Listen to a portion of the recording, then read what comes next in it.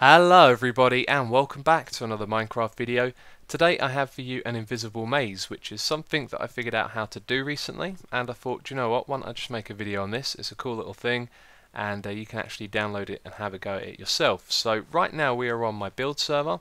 This is a cool little entrance that was made by Keyvan. It's a nice little skull, and if we walk under here you'll see this is our invisible maze. So it appears to just be an open room, and on the other side over there is the exit.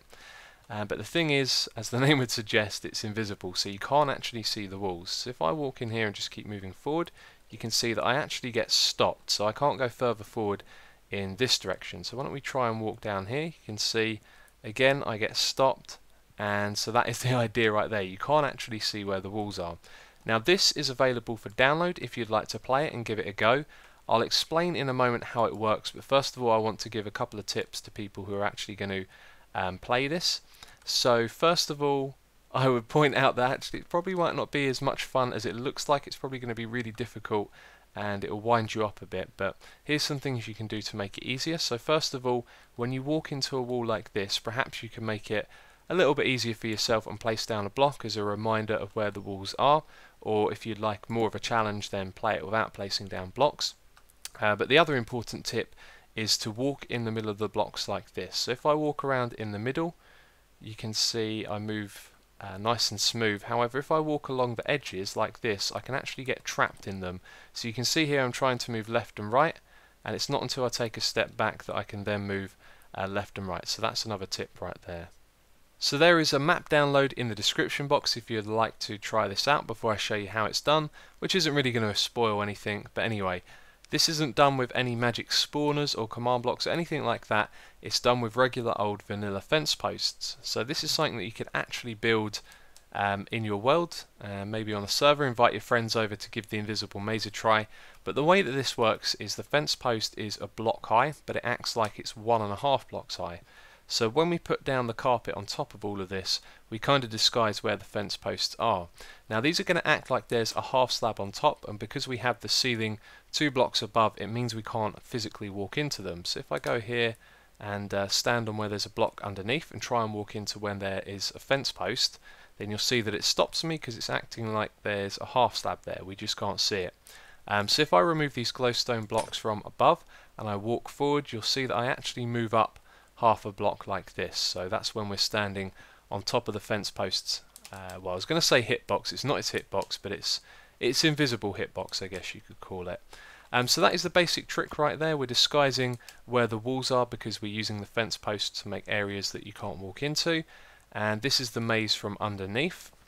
And the way that I actually made this was in Mcedit using Sethbling's maze filter. So I'm going to show you how to do that. So here we are in Mcedit. This is pretty simple and easy to do. There's just a few steps to it.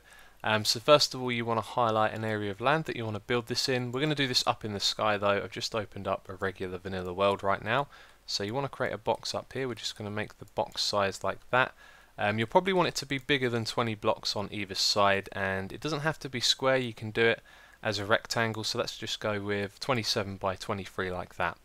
So what you want to do now is go to filter, and you need to download Sethbling's filter. There'll be a link to that in the description box. Just select the one right here, which is maze, and then click filter, and so then it's made the maze for you.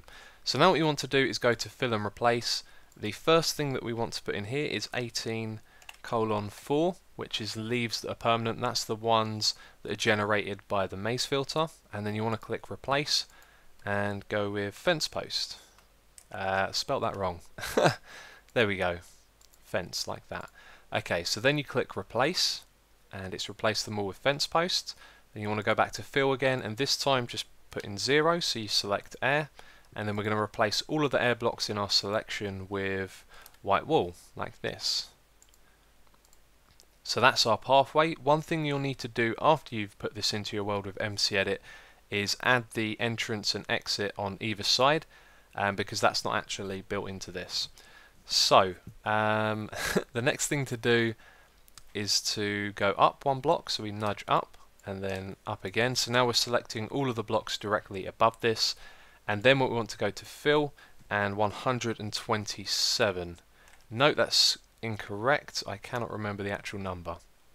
Okay, I knew the number had a 7 in it. It's actually 171. Now it'll say future block here, and that's just because Mcedit doesn't know what block it is, but it's going to import the right data, so you'll get the white wall down there. If you know the IDs for the different colors, then you would press colon and then put in a number which represents the color of carpet that you want to use. So then you click OK and you put fill, and so that's put down the carpet. And then if we go up like this by 2 blocks, so there's now an air block between our future blocks and the area we have selected at the top here, then all we need to do is fill this in with glowstone or whatever it is you want for your ceiling. I choose glowstone just so it keeps it all bright, and fill that in. And now we're going to save this and go and look at it in the world. So here we are. I have now added an entrance and an exit on either side, and one thing I should point out is that when you use Seth's filter, you're basically able to get to every block that's within the maze. So wherever you put your entrance and exit around the edge, you will be able to solve the maze no matter what. So now the thing is ready to use. That's really all there is to it. You can now walk onto this block and start trying to navigate the maze. And that's it for this video. I hope you've enjoyed it. If you did download the map and give it a try, let me know if you enjoyed the challenge as well, because I found it pretty annoying. But anyway, that is it. So as always, thank you very much for watching, and I will catch you next time.